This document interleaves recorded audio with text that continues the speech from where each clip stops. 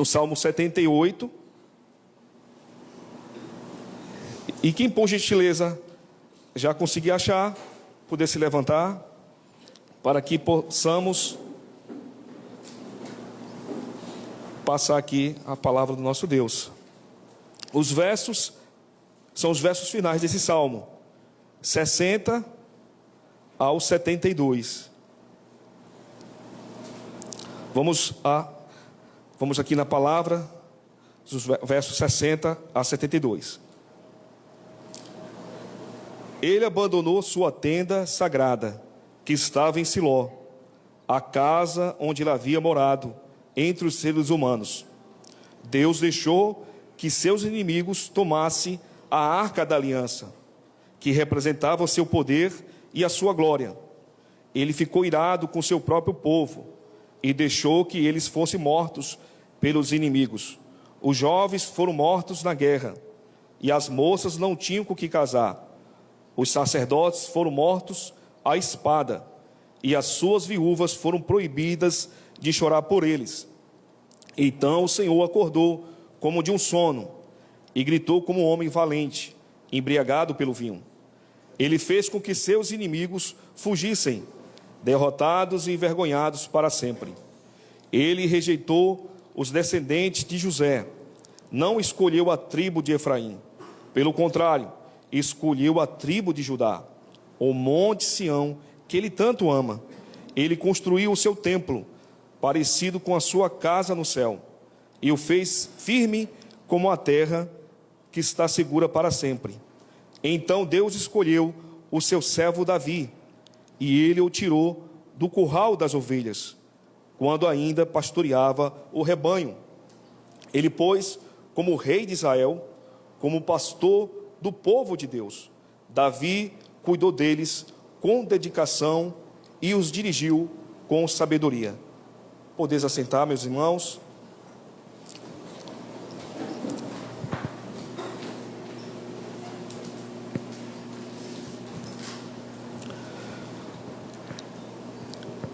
Senhor nosso Deus, Pai, obrigado, Senhor Jesus, por Tua palavra que foi nos revelado, Pai.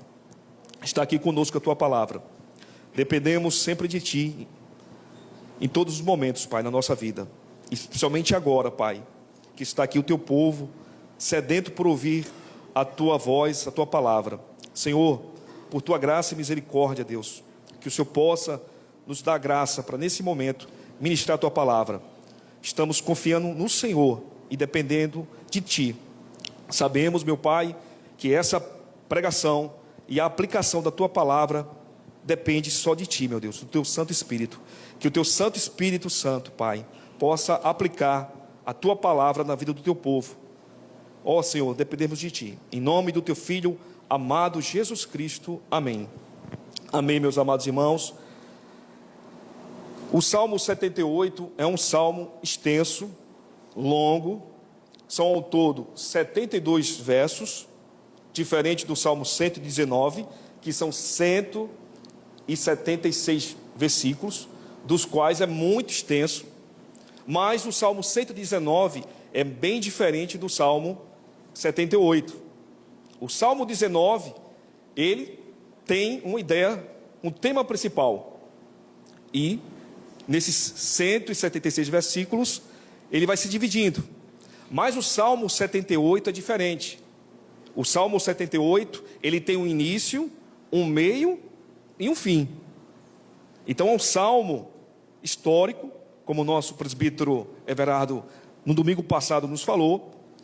Como historiador, ele nos passa os acontecimentos do povo de Deus. Mas ele não está preocupado com a cronologia dos acontecimentos.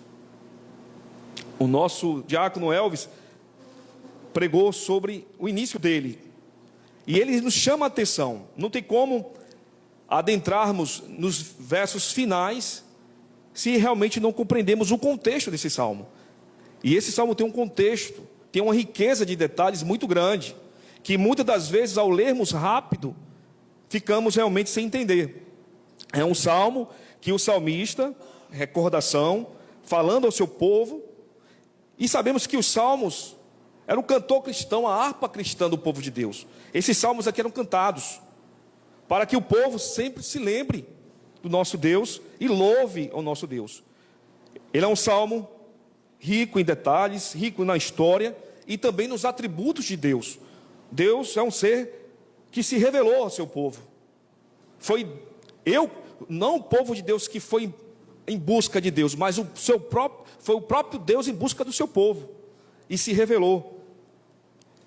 E nos salmos iniciais desse Salmo 78 nos diz: meu povo, escuta meu ensino, presta atenção no que estou dizendo, pois falarei com vocês por meio de provérbios.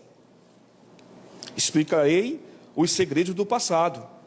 Lembra o livro de Provérbios, dos quais, quando nós lemos o livro de Provérbios, prende nossa atenção, porque o livro de Provérbios é um livro de sabedoria, do qual nos dá um entendimento como devemos ter com a nossa vida cristã, em todas as áreas da vida. Em todas as áreas da vida, você lê o livro de Provérbios, tem uma área lá específica, um alerta, uma advertência. E muitas das vezes tem um sábio, tem o tolo. O tolo é aquele que cai e fica de exemplo, para infelizmente a gente olhar e temer, dizer, o tolo faz isso, o tolo faz coisa errada, mas um dia o resultado do tolo será o juízo. E aqui realmente é algo que ele quer chamar a atenção do povo de Deus, para que eles fiquem atentos à palavra e o cuidado. O livro de sabedoria, ele tem como princípio fundamental no livro de sabedoria, não é o conhecimento em si, mas o princípio da sabedoria é o temor de Deus. Deus não quer o seu povo encharcado só de conhecimento, mas uma mudança de vida no caráter e um temor esse que não se afaste de Deus, mas que se chegue mais a Deus. E muitas das vezes as pessoas querem se afastar de Deus, achando que o nosso Deus simplesmente é um Deus carrasco. Não, mas Ele é um Deus de amor, mas também Ele é um Deus de justiça. E o salmista trabalha muito bem nesse Salmo 78 isso. Ele vai trazer o povo de Deus para prestar atenção. E ele diz mais: são coisas que ouvimos e aprendemos, coisas que os nossos antepassados nos contaram. Então, esses relatos que ele vai contar, ele ouviu e aprendeu. Ele não só ouviu, mas colocou as palavras em prática. Precisamos ouvir a palavra de Deus e colocá-las em prática. E onde ouvimos a palavra de Deus? Nas Escrituras. E a fé vem pelo ouvir e ouvir a palavra de Deus. Se você nessa noite tem um coração voltado, que eu quero ter fé, eu quero ter mais fé, abra a palavra de Deus, a Bíblia, pois a Bíblia é a palavra de Deus e gera fé no nosso coração, em nossa vida. E ele fala nos versos iniciais que ele ouviu, que ele aprendeu, mas aqui ele vai mais relatar o que aconteceu com o povo de Deus, esse mesmo povo que o Senhor escolheu. Os versos 40 aos versos 43, ele vai mostrar esse povo que Deus escolheu, o povo de Israel.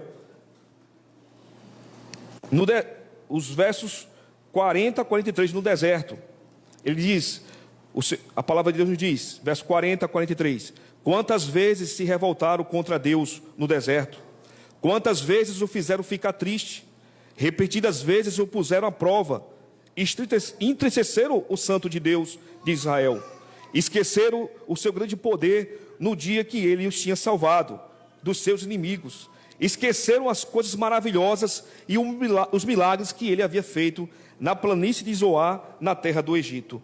Meus irmãos, ele está falando aqui já na retirada do seu povo, quando o seu povo foi tirado da escravidão do Egito, de Faraó, onde eles estavam realmente numa situação muito difícil, escravizados, e Deus, com seu braço forte, tirou seu povo de lá. Mas esse povo, mesmo saindo da escravidão, começou realmente a entristecer o nosso Deus. E Asaf está nos mostrando isso, mostrando que Deus foi tão maravilhoso de tirar o seu povo do Egito, mas agora esse povo estava realmente entristecendo a Deus. E como é que a gente se entristece a Deus, o povo de Deus? Desobedecendo, não querendo aprender o que Deus já nos revelou na sua palavra, não ouvindo a sua palavra e querendo ser guiado por nosso coração pecaminoso. Asaf, ele quer chamar a atenção do seu povo, para que o povo de Deus não erre como os seus antecedentes. E essa é a preocupação de Asaf, nesse momento do Salmo. Mas, o que podemos observar? O Salmo, o objetivo de Asaf está nos versos 7 a 8, que diz assim: assim eles também porão a sua confiança em Deus, não esquecerão o que ele fez, obedecerão sempre os seus mandamentos. Eles não serão como seus antepassados, um povo rebelde e desobediente, que nunca foi firme na sua confiança em Deus e não permaneceu fiel a ele. Ele alerta esse povo que o objetivo desse cântico ao Senhor é para que as futuras gerações pudessem observar os relatos do seu povo, as maravilhas do nosso Deus, mas também mostrasse que esse povo também, o povo de Deus, foi um povo rebelde. A Bíblia, meus irmãos, é um livro que realmente mostra a grande biografia, não de um homem pecador, mas de um Deus salvador. E Asaf não está preocupado de dar uma biografia boa do seu próprio povo. Ele não está querendo aqui maquiar o que aconteceu ao longo da história, tentar apagar com uma borracha os acontecimentos. Deus soberanamente foi muito maravilhoso com o seu povo, mas aqui ele trabalha com um exemplo para que o povo acorde. Olha, vocês observaram o que aconteceu com o próprio povo? Isso mostra realmente que Asaf quer que o povo busque Deus e tenha sabedoria, mas uma sabedoria essa de colocar em prática a palavra do nosso Deus. Não esconderemos dos nossos filhos, mas falaremos aos nossos descendentes a respeito do poder de Deus e de suas maravilhas. O Senhor deu lei ao povo de Israel, fala das leis.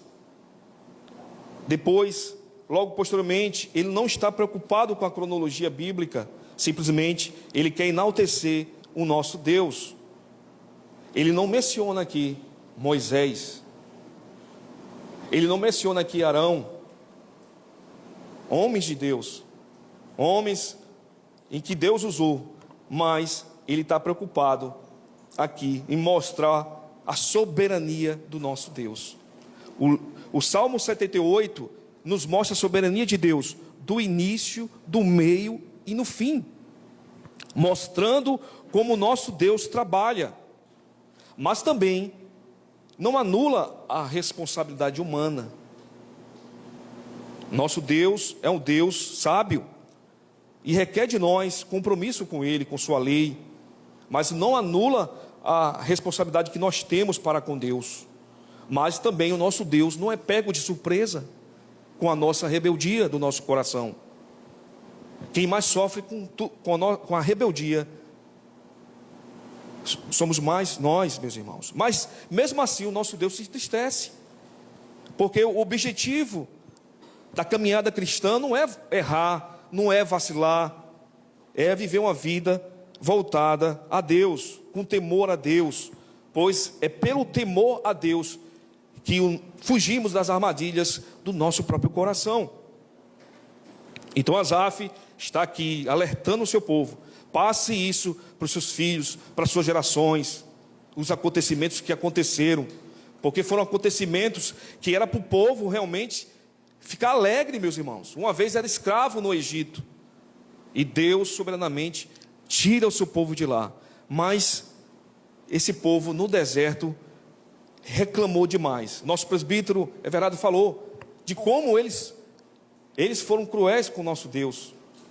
Cada um milagre, ele se perguntava: cadê o próximo? Cadê o próximo? Cadê o próximo? sabemos, meus irmãos, que o deserto é o seminário de Deus. Existem muitos seminários que o nosso presbítero Edmar Rocha falou que precisamos estudar mais, estudar muito a palavra, mas não esquecer a oração, a leitura da palavra. Mas existe um seminário do qual você não se inscreve, nem eu.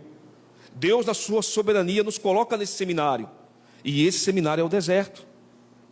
Deus pegou o seu povo, escravizado no Egito, acostumado com a cultura pagã do Egito, sem leis, tudo lá, e coloca esse povo agora no deserto. E no deserto, ele se revela lá, com grandes milagres e prodígios no deserto.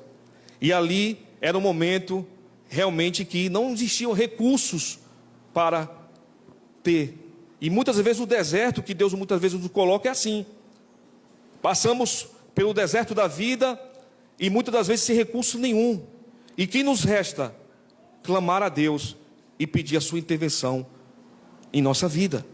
Muitas das vezes não queremos ir para o deserto, mas Deus nos chama para o deserto, para trabalhar conosco, o nosso coração, e fez com o seu próprio povo. Então, se você acha que muitas das vezes, não quero, mas o seminário que Deus nos coloca, você não se inscreve, você não paga a primeira matrícula, você é colocado lá, e você vai aprender mais de Deus, mais do Senhor no deserto. Mas a vontade de Deus também não é que o povo de Deus fique só no deserto. Deus quer que seu povo conquiste a terra prometida, Canaã. E aqui, Asaf vai nos mostrar essas duas realidades, tanto o deserto como a terra prometida, a terra que mana leite e mel. Uma terra essa próspera, que Deus preparou para o seu povo. Mas o que observamos aqui no texto bíblico, nos Salmos, é que tanto no deserto, como na terra prometida, o coração do povo era corrompido. Era um povo que realmente não se contentava para querer realmente servir a Deus, servir ao Senhor. Era uma situação difícil.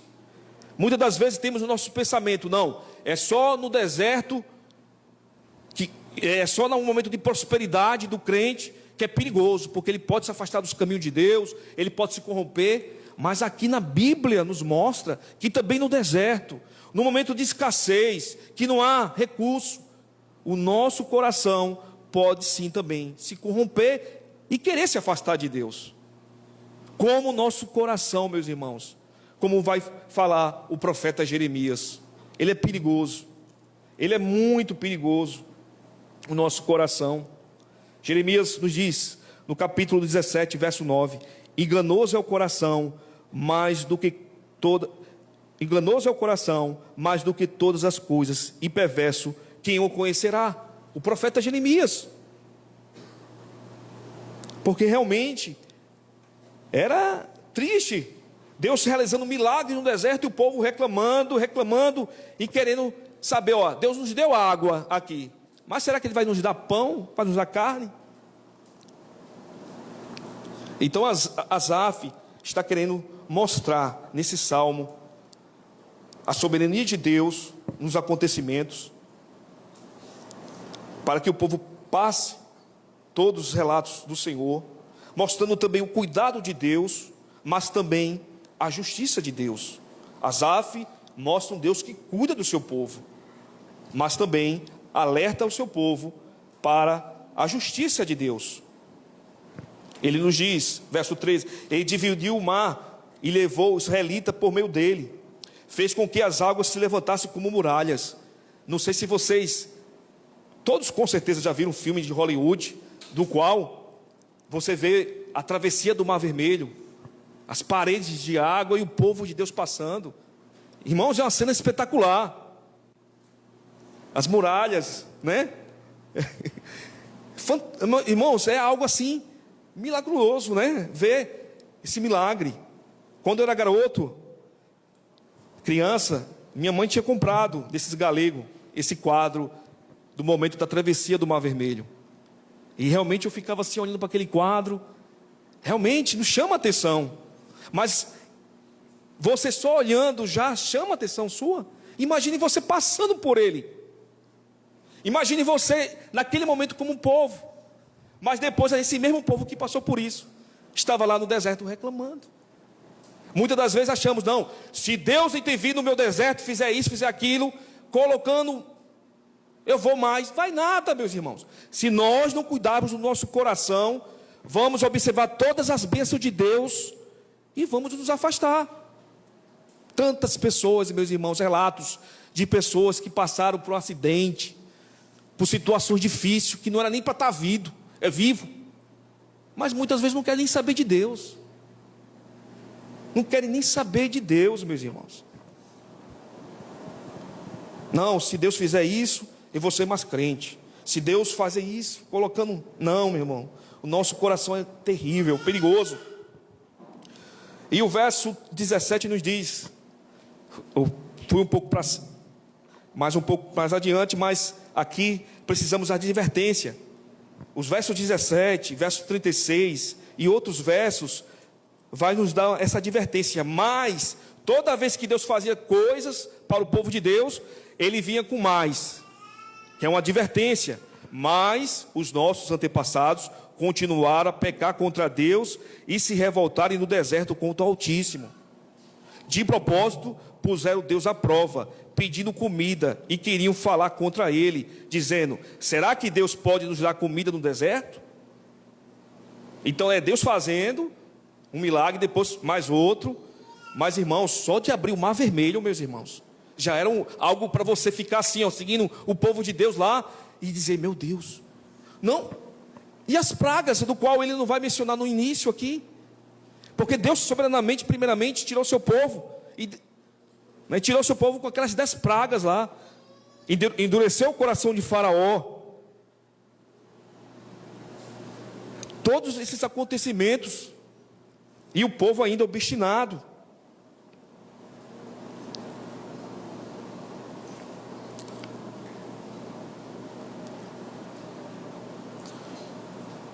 Vai falar mais, como o nosso presbítero Everardo nos falou, sobre o povo fez cair tantas aves que pareciam nuvens de pó, que os grãos de areia de uma praia. Ele é um poeta aqui, Asaf.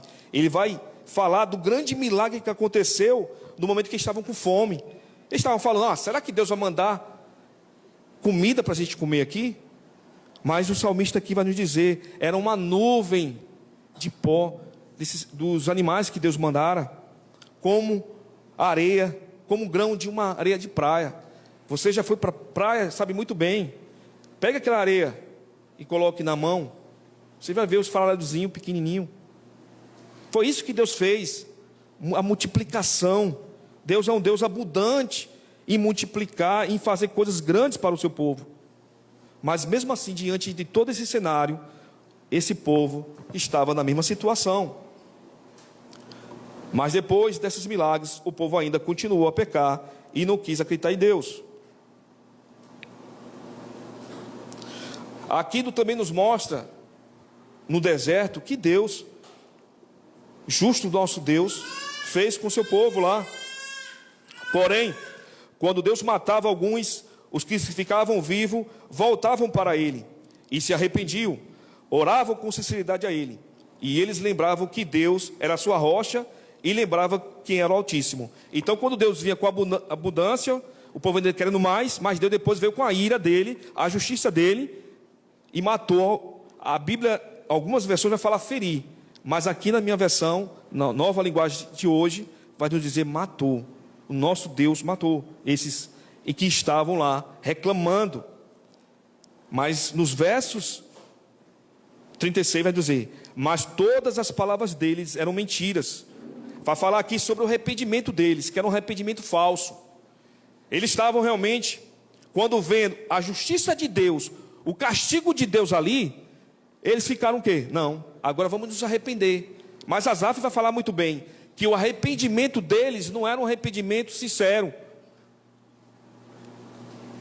Eles estavam com medo ali, e o temor que eles tinham para não morrer. Então eu vou me arrepender agora, eu vou parar de reclamar contra Deus. Mas Asaf vai nos dizer que o arrependimento deles não era um arrependimento sincero. O coração deles não era sincero para com Deus. Não foram fiéis à aliança que Deus havia feito com eles. Porém, Deus teve misericórdia do seu povo. Foi um Deus muito paciente, meus irmãos. Será que eu e você, numa situação como essa, teria paciência? A nossa natureza é pecadora demais, mas o nosso Deus é um Deus bom e santo, maravilhoso. Podemos observar que Asaf vai contando essas histórias, e é preciso vê-la. Mais à frente, Asaf fala das 10 pragas.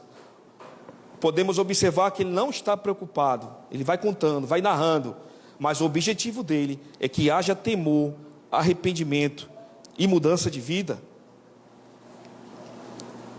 Mas ele fez que os rios virassem sangue. Ele vai nos contar os relatos das 10 pragas, mas ele não vai contar as 10 pragas, ele conta algumas pragas só. Ele não entra em detalhe nas outras pragas, mas uma praga ele tem uma preocupação de falar no final. Ele não parou com a sua ira, nem deixou que eles vivessem, mas matou com uma praga. E cada casa na terra do Egito, Deus matou o filho mais velho. Está falando aqui a última praga que Deus lançou lá no Egito para livrar o seu povo de Faraó. E essa praga foi uma praga seríssima, meus irmãos. Foi através dessa praga que o povo de Deus instituiu a Páscoa. Foi um momento que Deus soberanamente resgatou o seu povo, mas avisou: a morte vai vir, e vocês comprem um cordeiro, comam ele. Se alguém não tiver condições, chame para sua casa, e depois de matá-lo o cordeiro, coloque o sangue dele nas portas dos umbrais, para quando vier a morte, vocês consigam escapar e a morte não adentre nas suas casas. E foi assim. Então isso não gera no nosso coração um temor, meus irmãos? Saber que todos os filhos dos egípcios morreram de morte, uma morte essa na soberania de Deus, que Deus mandou esse castigo para Faraó. Mas mesmo diante desse cenário todo, era um povo realmente que não tinha o temor de Deus. Os versículos 52 vai nos dizer: depois, como um pastor, Deus conduziu o povo de Israel para fora do Egito e os guiou pelo deserto. Não menciona Moisés. Não menciona Moisés aqui. Para um judeu, né? Não, por quê? Porque ele está preocupado aqui em mostrar como Deus usa homens para a sua obra.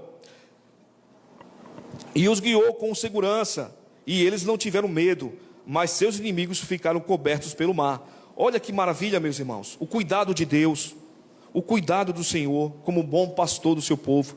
Deus é o pastor do seu povo, Ele cuida do seu povo, e Deus coloca líderes, e esses líderes estão sobre o olhar do nosso Deus, o olhar do nosso Deus. E tanto os líderes como o povo precisam dar bom testemunho, e os líderes precisam caminhar o seu povo para a palavra, porque é muito fácil caminhar o povo para a prosperidade, para o bem bom, ouvir palavras que maciam o nosso ego, nos traz alegria, e depois aquele abraço, pregador, você pregou uma bênção, e de uma hora para outra, diante do povo você sair ovacionado, mas diante de Deus sair numa situação séria contra Deus. E isso que o nosso Deus, a gente precisa compreender tudo isso. E louvado ao nosso Deus, que temos uma igreja que ama a palavra de Deus, que ama a palavra de Deus. Deus levou os israelitas para a terra santa dele. Aqui já nos mostra no verso 54, Deus levando o seu povo agora para a promessa, para a terra que emana leite e mel, uma terra próspera. Mas aquela terra próspera, onde Deus cumpriu suas promessas, Deus também não fala aqui de Josué, porque o povo se acovardou. Ele não entra em detalhes sobre o que aconteceu, mas ele diz que foi ele que levou. Deus levou os israelitas para a terra santa deles, para as montanhas que ele mesmo conquistou. Olha só como é lindo. Não foi Josué e Caleb que conquistaram, Foi o próprio Deus direcionando esses homens para que eles fossem lá. Ele expulsou os moradores daquelas terras, enquanto seu povo avançava, repartiu as terras entre as tribos de Israel. Ele dividiu as terras lá em Israel. Mas o povo lá, ele vai falar no verso 56, mas os israelitas se revoltaram contra Deus Altíssimo e puseram à prova. O povo realmente obstinado, com o coração duro. Pois lá, no bem bom, no momento em que está prosperando, no momento que está tendo sua casa, o momento que realmente o povo está, tudo que eles estavam ali pensando, projetando, olha, Deus vai nos levar para uma terra que emana leite e mel, projetando como seria a vida deles lá. Mas agora esse povo não está valorizando o que Deus está fazendo com eles. Eles estão agora de posse da bênção, que era a promessa dessa terra. Mas como podemos observar, meus irmãos, o deserto e na prosperidade, na terra prometida, como o povo é o mesmo. É mais fácil a gente colocar culpa aqui para o inimigo, né? Não, eu cheguei naquela terra prometida, o inimigo que fez isso, foi o inimigo. Não, foi o seu coração, que se afastou de Deus, que não quis ouvir mais a palavra de Deus, que ficou distante. Meus irmãos, podemos abrir aqui um parênteses e uma aplicação para a nossa vida. Precisamos voltar à palavra de Deus, às Escrituras, ler mais da palavra, e não só ler mais, orar.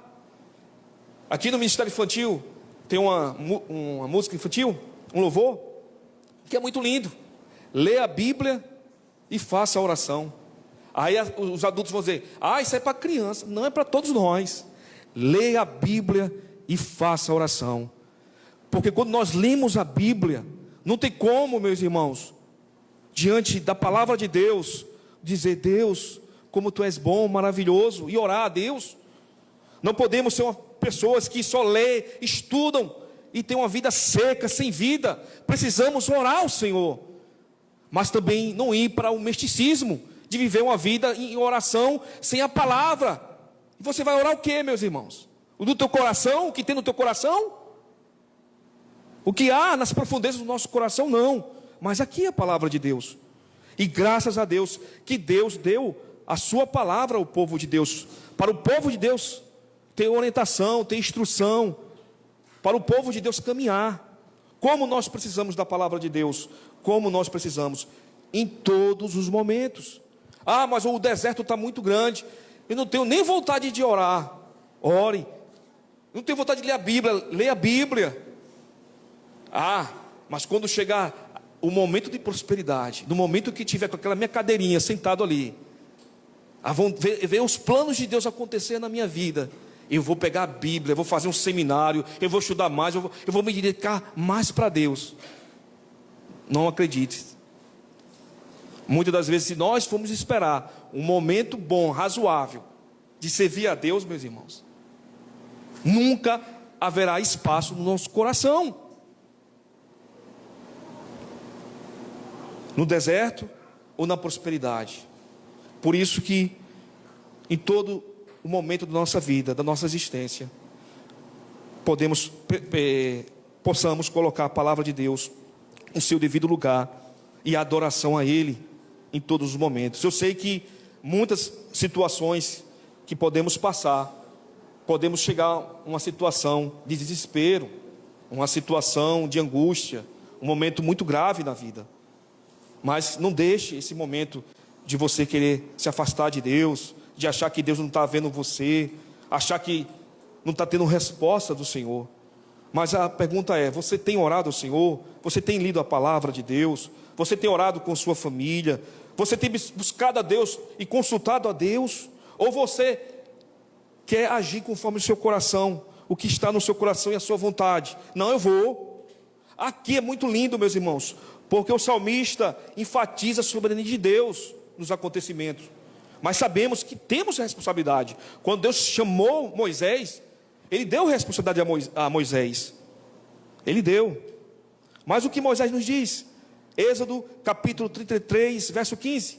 Então Moisés disse: se a tua presença não for comigo, não faça sair deste lugar. Moisés sabia que era uma grande tarefa, era um peso grande dele ir lá. E como é que eu vou, Senhor? Tenho dificuldade de não falar. Aí Deus foi e deu o irmão dele, Arão.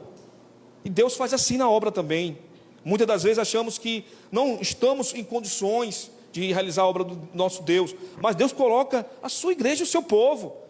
Se muitas das vezes eu não sou bom numa área, Deus vai colocar outro irmão que vai ser bom, mas a obra de Deus continua, e a glória é para o Santo de Israel, para o nosso Deus.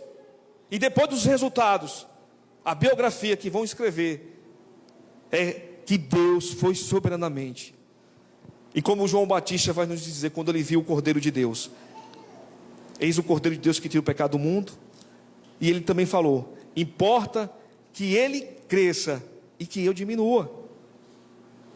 Importa que ele cresça e que eu diminua.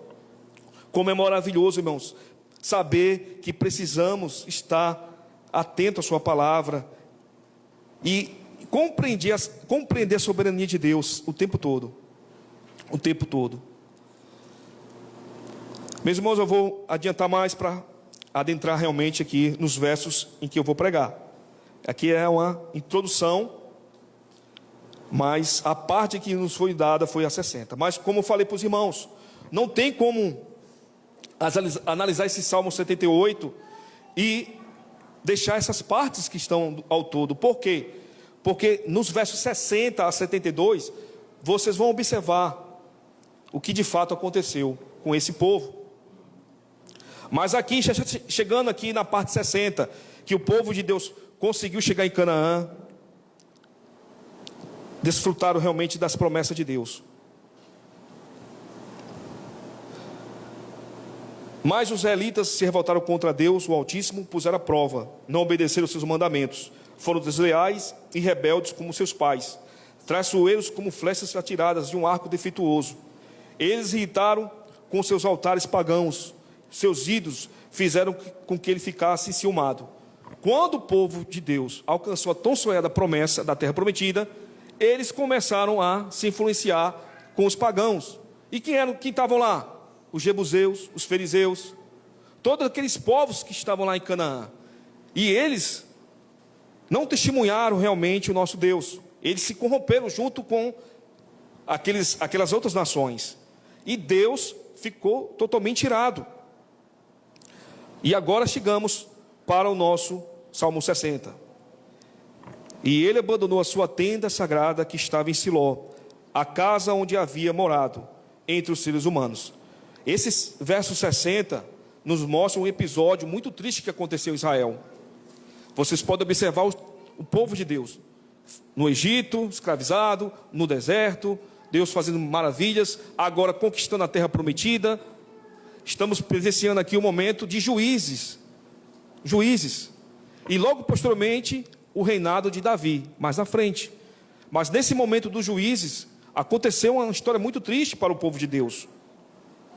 Ele nos diz: ele abandonou a sua tenda sagrada que estava em Siló, a casa onde ele havia morado com seres humanos. Deixou Deus que os seus inimigos tomassem a arca da aliança, que representava seu poder e sua glória. Aqui Asaf, meus irmãos, ele vai nos falar que a arca da aliança, que foi tomada e que Deus permitiu, simbolizava a presença do nosso Deus. Mas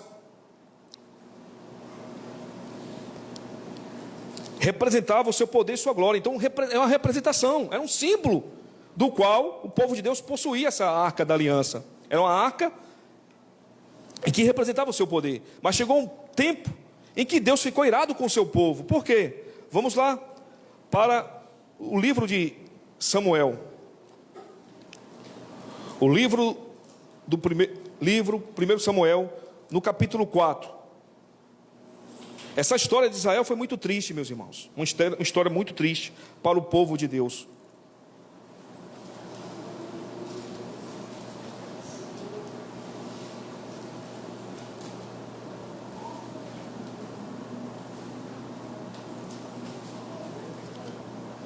Um homem da tribo de Benjamim, capítulo 4, verso 12. Um homem da tribo de Benjamim correu desde o campo da batalha até Siló, e chegou lá no mesmo dia para mostrar sua tristeza. Ele havia rasgado as suas roupas, posto em terra na cabeça. Ele estava sentado numa cadeira, perto da estrada, esperando. Ele estava muito preocupado com a arca da aliança. Quando o homem deu a notícia, toda a gente da cidade ficou apavorada e começou a chorar alto. E Eli ouviu os gritos e perguntou: que barulho é esse? Então o homem correu para contar as notícias a Eli. Eli estava com 98 anos, completamente cego. E o homem disse: eu fugi da batalha e hoje mesmo vim correndo de lá até aqui. E o que aconteceu, meu filho? Perguntou Eli. O povo de Israel fugiu dos filisteus. Respondeu o mensageiro: foi uma terrível derrota para nós. Além de tudo, os seus filhos Ofni e Finéias foram mortos, e os filisteus tomaram a arca da aliança. Quando ouviu falar da arca, Eli caiu da cadeira para trás, perto do portão da cidade. Ele estava muito velho e gordo, por isso, quando caiu, quebrou o pescoço e morreu. E Eli foi o líder do povo de Israel 40 anos. Irmãos, que tragédia, meus irmãos, aconteceu com o povo de Deus. No livro do profeta Samuel, vai nos escrever como Deus abandonou o seu povo na batalha, tirando aquilo que era mais especial para esse povo, que era a arca da aliança. Mas o salmista Asaf ia falar que era uma representação. Mas o povo estava tão confiante no símbolo, em que eles achavam que simplesmente ter a arca, mas não ter o compromisso com Deus da arca, eles poderiam vencer todas as batalhas, porque Deus estaria com ele. Mas ali Deus abandona. Primeiramente, eles foram para uma batalha com os filisteus, perderam 4.000 homens na primeira batalha, eles ficaram arrasados. Mas quando eles foram para a primeira batalha, eles não consultaram a Deus se eles eram para ir para essa batalha. E nessa batalha foram só 4.000 homens. 4.000. Eles ficaram desesperados. Cadê o nosso Deus nessa batalha? Mas eles vieram com a ideia: olha, vamos levar a arca da aliança, porque com a arca vamos vencer a batalha.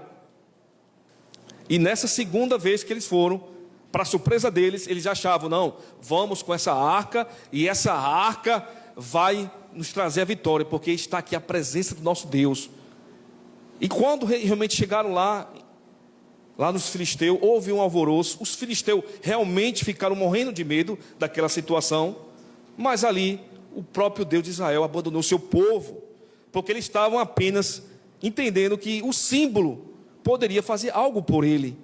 E muitas vezes, em nosso contexto, não é assim. Achamos em que eu tenho apenas o símbolo, ou carregar a Bíblia, ou ser um cristão reformado, ou evangélico, ou ter a minha família aos pés de Cristo, eu estou tranquilo. Não, meus irmãos, não, isso não dá tranquilidade em nós. Precisamos buscar o nosso Deus, pois sabemos que Deus se representa nesse símbolo, sim, mas sem o compromisso do adorador, daquele que está buscando a Deus, Deus o abandona. E aqui realmente, literalmente, Deus abandonou, meus irmãos. O castigo foi muito grande, porque também Eli, aqui que eu quero chegar também, meus irmãos, como no Salmo, nos versos iniciais, nos mostra Asaf orientando: conte para os seus filhos o que Deus tem feito, mostre para as outras gerações, para que eles não caiam no erro. Porque lá na frente Deus pesou um pai, Eli foi penalizado por nosso Deus, porque ele tinha 2 filhos, Ofni e Finéias. Esses 2 filhos serviam com ele no templo, mas eram filhos de Belial, filhos obstinados a errar, e estavam profanando, meus irmãos, aquilo que é mais sagrado, a presença do nosso Deus. E todo Israel ficava escandalizado com os filhos de Eli, e Eli não se posicionou, simplesmente ele falou, alertou para os seus filhos: olha, vocês estão pecando contra Deus. Mas não tirou eles do sacerdócio, estavam lá, e toda vez que o povo ia sacrificar, eles pegavam uma parte deles para eles. Mas isso, estavam se prostituindo de frente ao tabernáculo, à porta da tenda. Estavam tendo uma vida totalmente leviana e profanando as coisas do nosso Deus. E o povo de Israel leva a arca com esses dois elementos, Ofni e Finéias. Olha só. E Deus já tinha falado, levantado um profeta, já tinha falado que Deus ia trazer o castigo de Deus, o castigo para os filhos de Eli. Mas mesmo assim, não houve arrependimento. Eles não se arrependeram. E o povo de Deus, achando que seriam vitoriosos naquele momento, perderam a guerra. E perderam a guerra, meus irmãos, com 30 homens. Foram 30 homens. Em vez agora de perder só 4.000, perderam 30 homens. E os relatos aqui são tristes, meus irmãos. São tristes porque os relatos do Salmo, dos versos finais do Salmo vai falar. Ele ficou irado com o seu próprio povo, deixou que eles fossem mortos pelos seus inimigos. Verso 63, os jovens foram mortos na guerra, as moças não tinham com quem casar. Era a quantidade de homens que tinham morrido na guerra. Imagine uma jovem que está aguardando se casar, de uma hora para outra, morreram todos os jovens. Com quem eu vou me casar? E essa era a situação. Era uma situação triste para o povo de Deus. Diminuir a nação do povo de Deus por causa da desobediência. Deus, se fosse um comerciante, alguém, né? Mas o Deus não está preocupado com números. Pode matar todos. Eu vou fazer do meu povo grande de novo. Um comerciante jamais caiu numa situação dessa, né? Vou perder 30.000. Não. Pode ir embora. E Deus foi misericordioso mesmo assim com o povo de Deus, porque não arrasou com todos. Arrasou com todos. Mas a ira de Deus foi grande. Isso nos mostra um alerta que nós possamos ter diante do nosso Deus. Nosso irmão veio aqui da APEC, nosso irmão Alain, nos falar da advertência que nós, como os pais, precisamos passar o legado do Evangelho aos nossos filhos. Porque se nós não passarmos o legado do Evangelho, ele vai nos explicar que uma geração só pode esquecer de Deus. E aqui no livro de Juízes, que é o contexto dessa história aqui, de Ofni e Finéias, nos mostra essa realidade que o povo estava esquecendo de Deus. E uma geração pode sim o povo esquecer, como está acontecendo na Europa. Ele falou que muitas igrejas, só tem igrejas que são catedrais, grandes, só tem apenas 10 membros. E isso é triste. Um local que tivemos Charles Spurgeon, grandes pregadores, John Wesley, grandes pregadores. Mas uma coisa que ele falou que nos alegrou bastante, é que ele falou que o Brasil continua o celeiro dos missionários. Mas isso pode, no futuro, não ser mais.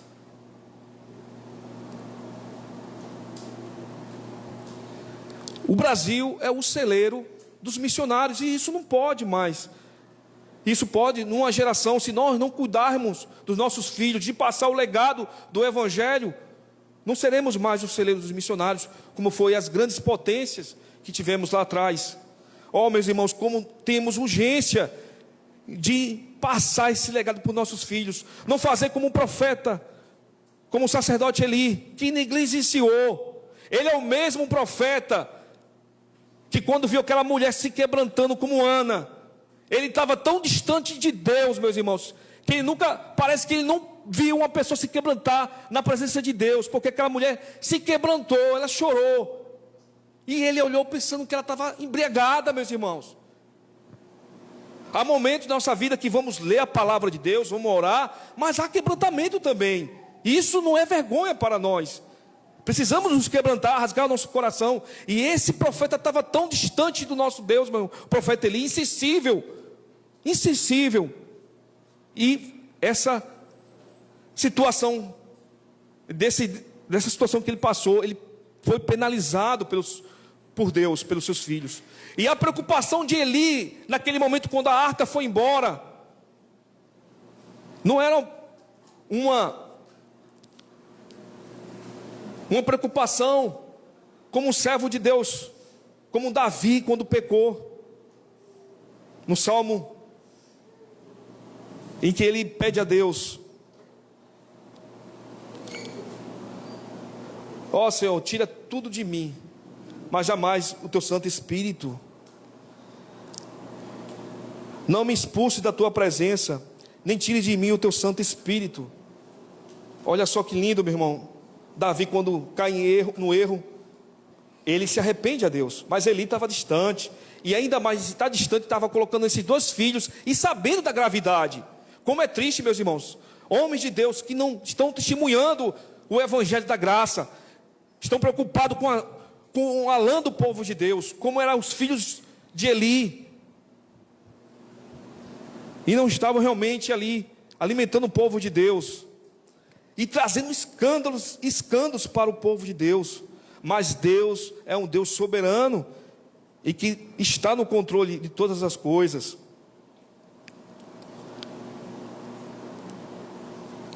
E a situação foi muito triste, meus irmãos, que quando a mulher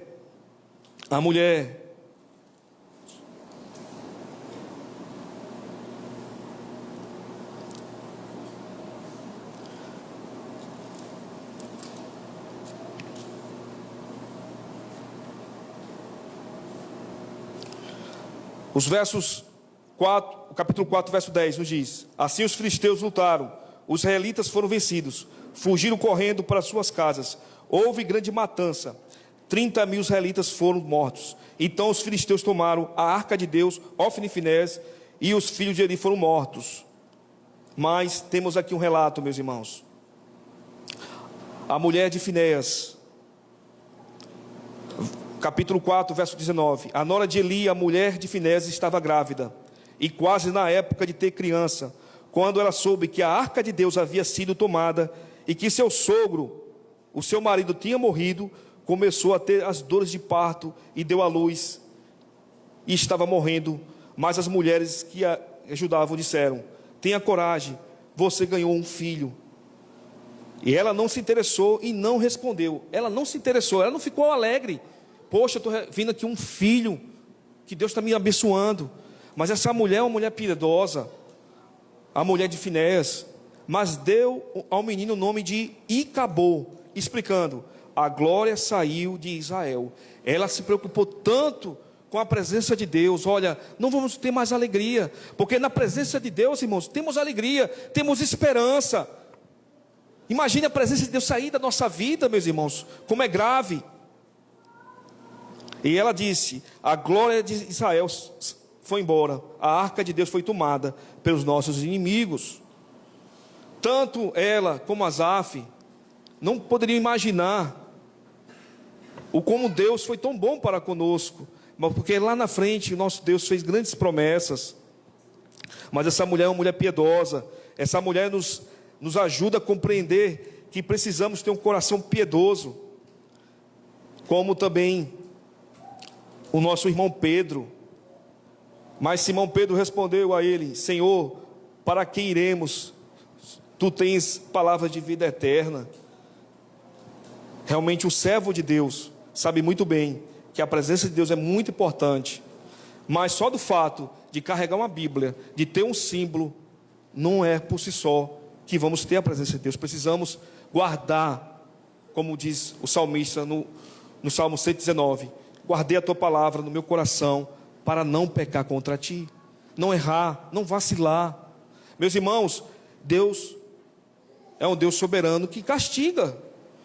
Eu já vi relatos de alguns pastores que falam que Deus não castiga, não. Deus é muito amor e jamais castiga. Mas aqui o relato bíblico mostra isso. Mas aqui há advertência para não acontecer isso conosco, para que a gente não possa profanar aquilo que é especial que Deus nos deu, que é a sua presença, aquilo que é importante de Deus.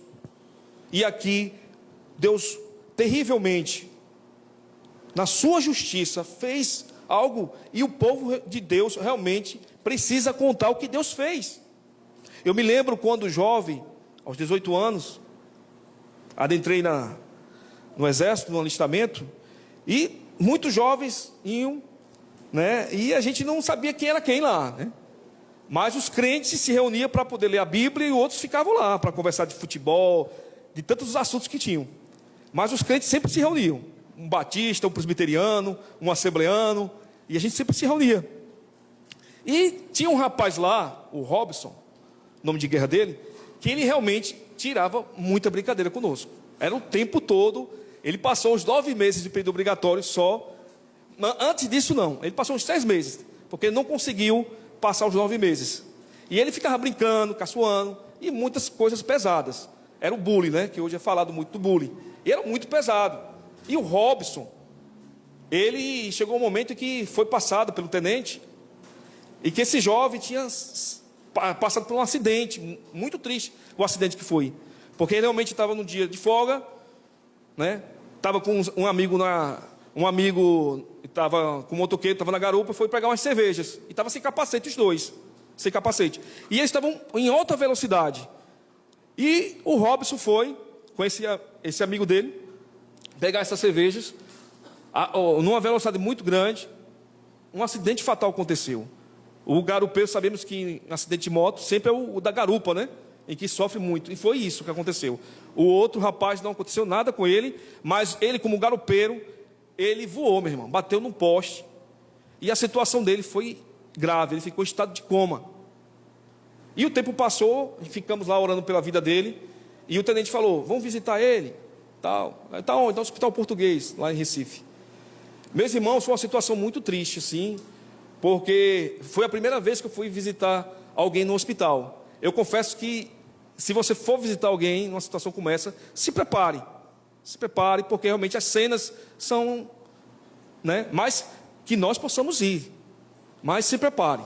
Quando eu fui, falei com a enfermeira, me liberaram, fui, adentrei onde ele estava, no quarto dele. A situação dele, meus irmãos, era algo assim assustador. Ele tinha um rosto afilado, rosto todo afilado, e o rosto dele agora estava todo para trás, meus irmãos. Eu, quando olhei, eu realmente fiquei sem palavras. Porque do rosto afilado ele estava todo para trás. Os olhos dele estavam com uma mancha assim, de sangue. E ele percebeu realmente que eu fiquei totalmente assim. Aí, o que eu me fiz? Tentei me recompor e comecei a falar para ele a palavra de Deus, enfim. Foi muito bom, um momento muito bom. Mas ele mesmo chegou para mim e falou: meu irmão, eu estou aqui sendo por causa do meu pecado. Aí o que, Robson? Eu sou crente. Eu brincava com vocês lá, mas eu estou afastado, estava afastado. Mas agora eu voltei, Marcelo. Aí começou a falar comigo, acalmei ele, comecei a conversar com ele, né? Mas ele mesmo, naquela situação, percebeu que Deus o freou. E isso realmente acontece, meus irmãos. Eu não adentrei nesse momento como esse, né? Reforcei, e graças a Deus que ele estava lá com a Bíblia e estava lá realmente buscando a Deus. A gente lá orou junto, entreguei uma mensagem, mas eu saí muito mais, porque ele estava muito mais cheio da palavra, estava orando, estava outro Robson. Então, muitas das vezes, não é a vontade nossa, mas há um Deus, meus irmãos, que não se brinca. Um Deus que sabemos que a nossa vida, meu pai já faleceu. Eu sempre falava para meu pai assim, ele viveu uma vida no alcoolismo, nos abandonou, e a vida dele foi uma vida terrível. Vim conhecer ele, eu que ia para aconselhar ele. Falava: pai, ó, a gente só tem uma vida.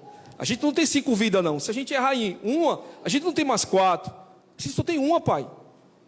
Então, assim, aqui podemos observar a trajetória de um pai conta para o filho, de um filho para o pai, né? No Salmo 78. Mas Deus, por sua graça, Ele pode mudar a situação de uma família que está totalmente arrasada. Porque se o pai não se entrega a Deus, não se arrepende, o filho que está ouvindo a palavra de Deus vai dizer: pai, vamos para a igreja, vamos ouvir o que Deus tem a falar conosco. E isso é maravilhoso que o Evangelho faz, meus irmãos. Porque se eu viver uma vida moral, eu jamais vou dizer: não, eu fui, meu pai foi o doutor tal, fulano, um homem, e eu levo o legado do meu pai, né? Então, eu só tenho essa vida por causa do meu pai. Então, se eu tiver uma vida leviana, em pecado, não tem escapatória para mim.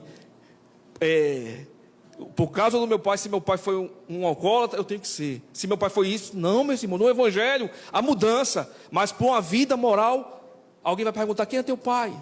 E isso me angustiava. Quem é teu pai? Quem é teu pai? Mas graças a Deus que temos um pai maravilhoso. Ele é um Deus soberano, meus irmãos. Vamos compreender aqui no final, o que o nosso Deus fez.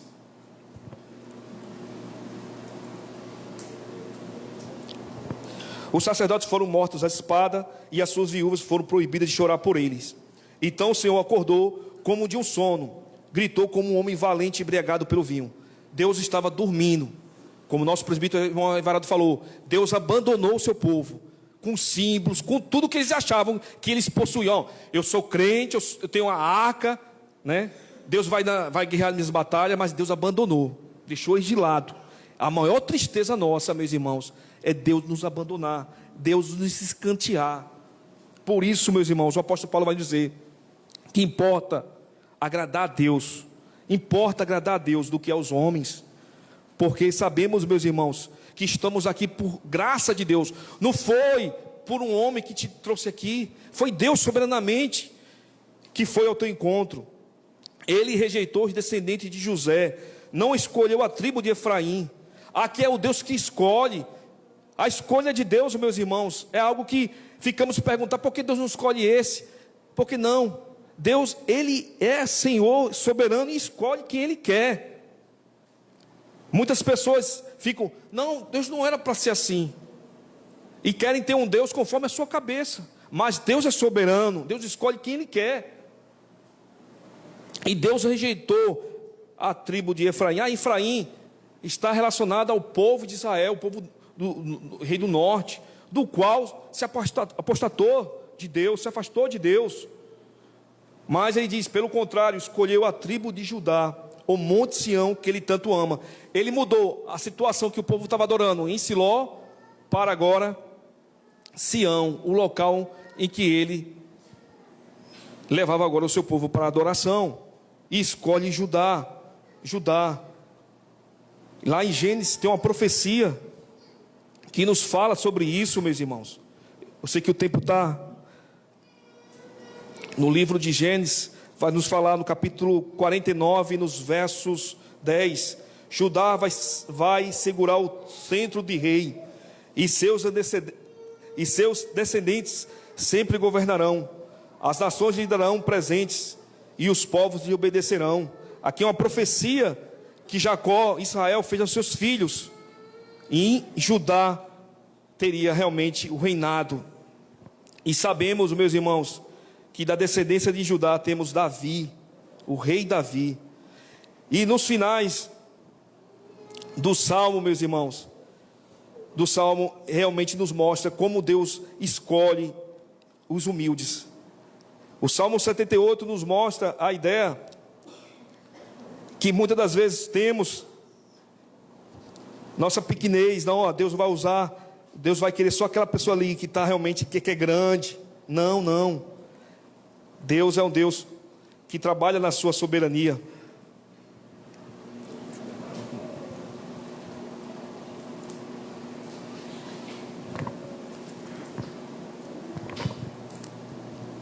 Meu irmão Edmar, tem quanto tempo? Estourou? Então eu vou finalizar aqui. Eu sei que meus irmãos estão... Mas todas as palavras deles eram mentiras, né? Aqui, Jesus. Então Deus escolheu o servo Davi, e ele os tirou do curral das ovelhas, quando ainda pastoreava o rebanho. Ele pôs como rei de Israel, como pastor do povo de Deus. Davi cuidou deles com dedicação e os dirigiu com sabedoria. O final, o salmista Asaf nos mostra sabedoria para o povo de Deus, no início e no fim do salmo. E Deus soberanamente escolhe Davi, e nos mostra a posição humilde de Davi, que ele estava ali escondido. Era apenas mais um pastor de ovelha em Israel. Para os olhos humanos, Davi jamais poderia ser um grande rei. Mas Davi, soberanamente, é escolhido por Deus para ser o novo rei de Israel. Porque no seu coração, há um coração voltado a buscar a Deus, há um coração contrito. Deus é o nosso Deus, meus irmãos. Lá em Apocalipse, para finalizar, o Senhor nos diz, capítulo 7, verso 15 a 17. Por isso que essas pessoas estão de pé diante do trono de Deus, e os serve de dia e de noite no seu templo. Aquele que está sentado no trono as protegerá com a sua presença.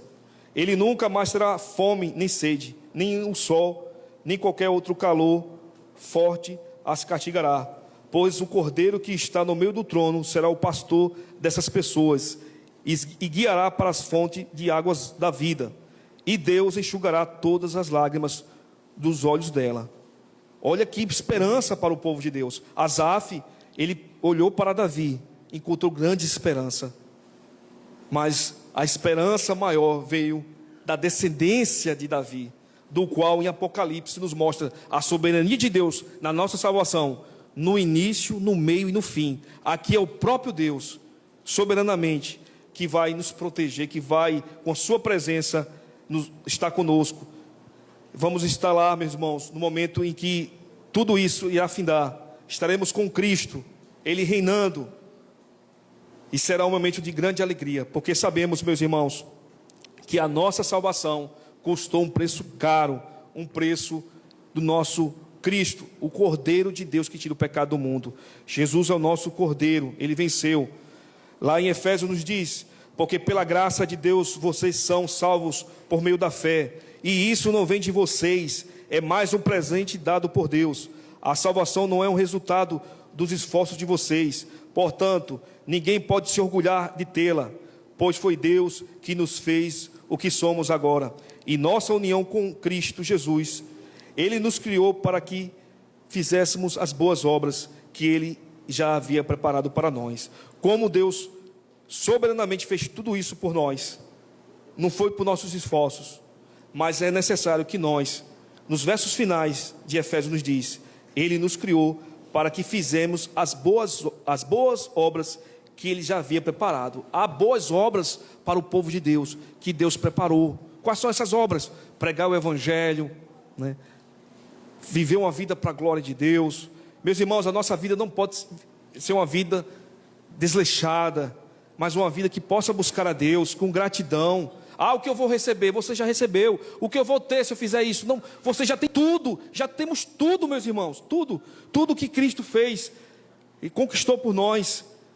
Seja uma situação que você puder atravessar na fartura ou na escassez, não se esqueça de Deus. Busque a Deus, meus irmãos.